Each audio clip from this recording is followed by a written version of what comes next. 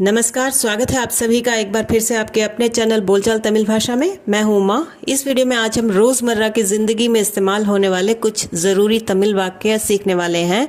वैसे तो बहुत सारे वाक्य हैं, पर इस वीडियो में हम सिर्फ 20 वाक्य सीखेंगे। सारे ही वाक्य बहुत ज़रूरी हैं, जुड़े रहिए आखिर तक। तो चलिए वीडियो शुरू करते हैं। पहले मैं बता दूँ कि प्रोनाउंसिएशन जो है वो बहुत इम्पॉर्टेंट है। ये जो विसर्ग जहाँ भी लगा होगा आपको वहाँ पे हल्का सा ह करके लेना है। ह नहीं सुनाई देगा, ह। और जहाँ पे भी छोटी ऊ की मात्रा है वहाँ पे अ। अब सेंटेंसेस देखिए। मुझे भरोसा है, ये कहने के लिए आप कहेंगे यनक नंबिकै इरुक्कु। यनक मतलब मुझे, नंबिकै का मतलब होता है भरोसा, इरुक्कु मतलब है। यनक नंबिकै इरुक्कु। अगर आप प्रोनाउंसिएशन यहाँ पे देखेंगे तो मैंने कहा यनक, यनक्कू नहीं कहा, यहाँ पे छोटी ऊ की मात्रा लगी है, फिर भी मैंने यनक कहा। यनक नंबिकै इरुक्कु। चलिए चलते हैं। अगर ये कहना हो तो आप कहेंगे नडंग पोगलाम। नड का मतलब होता है चलो, पैदल चलने के लिए नड कहते हैं। नडंग का मतलब होता है रेस्पेक्ट से कहने के लिए चलिए। पो का मतलब जाना। पोगलाम जब हम कहते हैं तो चलते हैं, हम चलते हैं, इसके लिए हम कहेंगे पोगलाम। चलिए चलते हैं, नडंग पोगलाम। नडंग पोगलाम। देर हो रही है, लेट आगद। लेट का मतलब होता है देर, मतलब कि ये जो इंग्लिश शब्द है हमने वैसे ही ले लिया है लेट। आगद, आगद मतलब होना। लेट आगद देर हो रही है। यहाँ पे भी लेट आगदू नहीं कहना है, लेट आगद।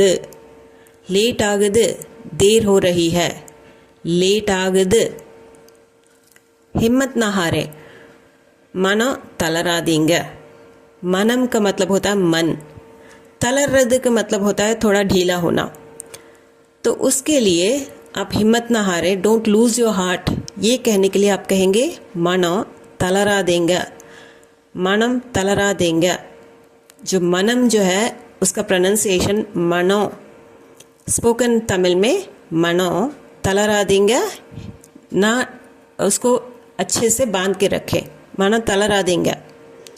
मुझे याद है, यनक ஞாபகம் इरुक्कु।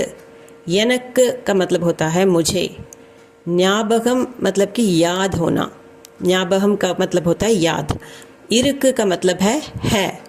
यनक ஞாபகம் इरुक्कु। अंग्रेज़ी में मैंने लिखा है यनक ஞாபகம் इरुक्कु, पर ஞாபகம் नहीं कहते हैं स्पोकन में, ஞாபகம்। यनक ஞாபகம் इरुक्कु, मुझे याद है, यनक ஞாபகம் इरुक्कु। मैं भूल गया या मैं भूल गई। लड़का कह रहा हो तो भूल गया कहता है हिंदी में, और लड़की हो तो भूल गई कहती है। पर तमिल में एक ही सेंटेंस है, यनक मरंद पोच। यनक मतलब मुझे होता है, पर यहाँ पे मुझे के कॉन्टेक्स्ट में ही आपको बात करनी है। मैं ना कह के नहीं कहना है। यनक मरंद मतलब भूलना, मरंद पोच भूल गया। मैं झूठ नहीं बोल रहा या मैं झूठ नहीं बोल रही, दोनों के लिए आप कहेंगे ना पोई सोल्लल। ना का मतलब है मैं, पोई का मतलब है झूठ, सोल्ल का मतलब होता है बोलो, इल्ल का मतलब होता है नहीं। अब यहाँ पे सोल्ल लिखा हुआ है, सोल्ल प्लस इल्ल, इन दोनों शब्दों को जोड़कर ही सोल्ल। मैं झूठ नहीं बोल रहा या रही के लिए ना पोई सोल्ल। मैं सच बोल रहा हूँ या मैं सच बोल रही हूँ, दोनों के लिए आप कहेंगे ना उन्मय सोल्रें। ना मैं, उन्मय का मतलब होता है सच, सोल्लो का मतलब बोलो, सोल्रें बोल रहा हूँ या बोल रही हूँ। तो दोनों के लिए एक ही सेंटेंस है, ना उन्मय सोल्रें। ना उन्मय सोल्रें, ना मतलब मैं, उन्मय मतलब सच को। उन्मय का मतलब होता है सच, उन्मय जब आप कहते हैं तो सच को। सोल्रें बोल रहा हूँ, ना उन्मय सोल्रें। सच्चाई यही है, उन्मय इदुदान। उन्मय का मतलब होता है सच, जैसे हमने पिछले वाक्य में देखा, इद, ये के लिए इद कहते हैं, पर ये जब दां कहते हैं, ईद दां, तो यही ये कहने के लिए आप कहेंगे इदुदा। हम हिंदी में ही जोड़ते हैं यही स्ट्रेस देने के लिए, तमिल में इदुदा, सच्चाई यही है। ये कहने के लिए आप कहेंगे उन्मई इदुदा, उन्मई इदुदा, सच्चाई यही है, उन्मई इदुदा। आप एक काम करिए, நீங்க ஒரு வேலை செய்யுங்க।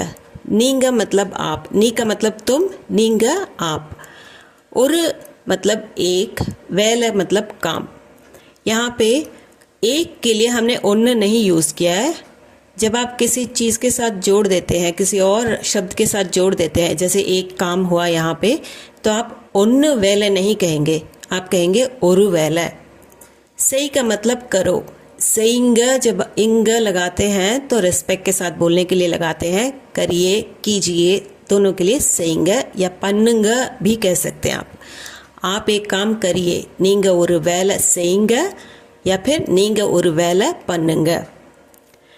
मुझे एक मौका दीजिए, எனக்கு ஒரு வாய்ப்பு கொடுங்க। எனக்கு मतलब मुझे, और का मतलब है एक। आप फिर से देख रहे हैं यहाँ पे उन्न वाइप नहीं कह रहे हैं हम, और वाइप। वाइप का मतलब मौका होता है। उन्न, एक के लिए हम उन्न नहीं यूज़ कर रहे हैं, उन्न वाइप की जगह और वाइप।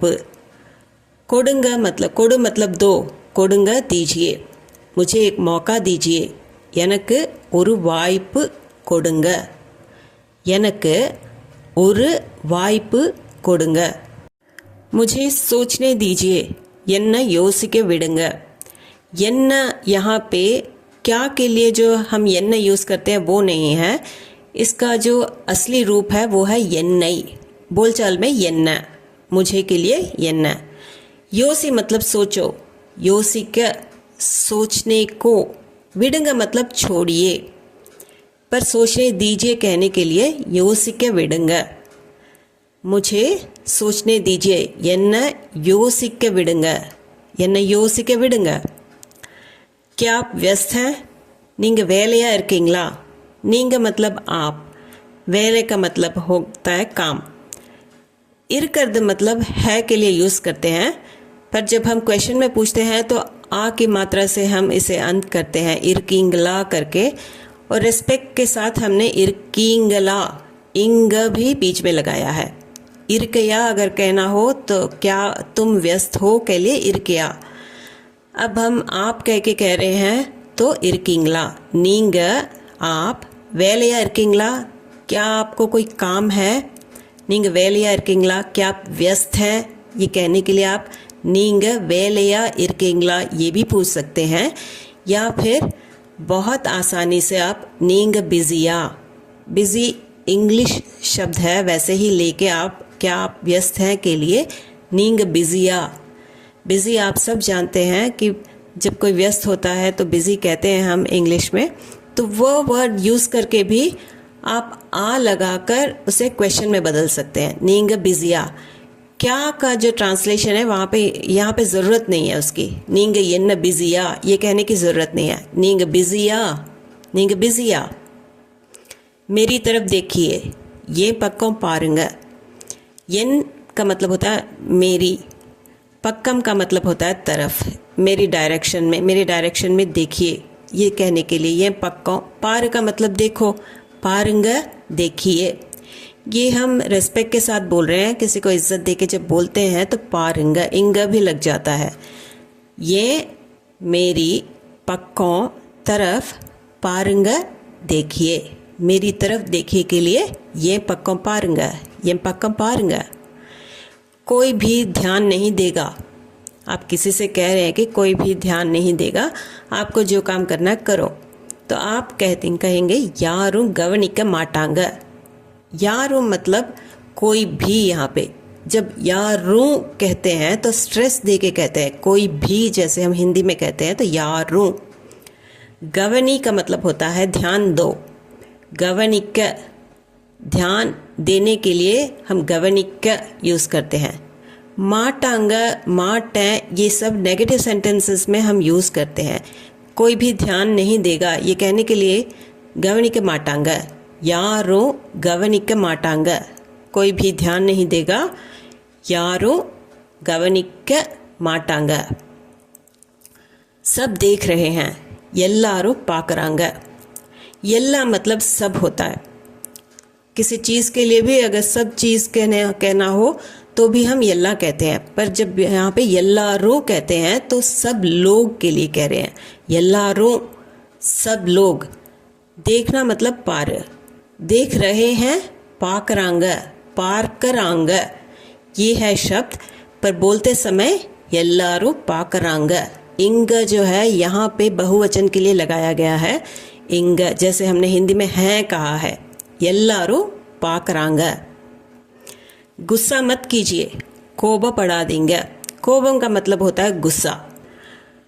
को पड़ का मतलब होता है करो. कोबा पड़ का मतलब है गुस्सा करो. पर जब हम आद लगा देते हैं तो वो नेगेटिव में बदल जाता है. पड़ा देंगे. इंग भी लगा है रिस्पेक्ट के लिए और आद वो भी लगा है. तो गुस्सा मत कीजिए कहने के लिए कोबा पड़ा देंगे. कोबा पड़ा दे गुस्सा मत करो. गुस्सा मत कीजिए के लिए कोबा पड़ा देंगे. कोबा पड़ा देंगे. बाद में बात करते हैं. अपरमा पेसलाम. अपरम का मतलब होता है बाद में. अपरमा बाद में.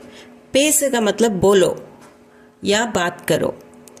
पेसलाम का मतलब है हम बात करते हैं. जब लाम करके हम कहते हैं तो हम बात करते हैं इस अर्थ में ही हम कहेंगे. बाद में बात करते हैं. अपरमा पेसलाम. जैसे हमने पहले देखा कि चलो चलते हैं के लिए नडंग पोगलाम, हमने लाम लगाया था वहाँ पे भी. यहाँ पे भी हम बात करते हैं के लिए अपरमा पेसलाम. बाद में बात करते हैं अपरमा पेसलाम. कल मिलते हैं. नाले की संधि कलाम. नाले का मतलब होता है कल. आने वाला कल जो है उसे नाले. हिंदी में बीते हुए कल को भी हम कल कहते हैं, आने वाले कल को भी कल कहते हैं, पर तमिल में बीते हुए कल को नेत कहते हैं और आने वाले कल को नाले कहते हैं. तो नाले की मतलब आने वाला कल, नाले की कल को. संधि कर मतलब मिलना. संधि कलाम मिलते हैं. जैसे पोगलाम कहा था हमने जाने चलते हैं के लिए, वैसे ही मिलते हैं के लिए संधि कलाम. कल मिलते हैं नाले की संधि कलाम. उम्मीद है कि ये वीडियो आपके लिए यूज़फुल रहा होगा. आपने कई नए शब्द सीखे होंगे. आपके मन में इस वीडियो के संबंध में अगर कोई संदेह हो या प्रश्न हो तो ज़रूर कमेंट सेक्शन में कमेंट करके बताइएगा, ताकि आपके संदेह को दूर करने के और प्रश्नों के उत्तर देने की मैं पूरी कोशिश करूं. अगर आप हमारे चैनल पर नए हैं तो सब्सक्राइब बटन दबाकर ज़रूर सब्सक्राइब कर लीजिए. और ये वीडियो अगर आपको पसंद आया हो तो लाइक ज़रूर कर दीजिएगा. लाइक बटन भी दबा दीजिए और उन तक पहुंचा दीजिए जिनको तमिल सीखनी हो या कोई तमिलनाडु में नया आया हो या किसी को तमिल सीखने में इंटरेस्ट हो तो ज़्यादा से ज़्यादा शेयर कीजिए. तो मिलते हैं एक और वीडियो में. तब तक के लिए bye and thanks for watching.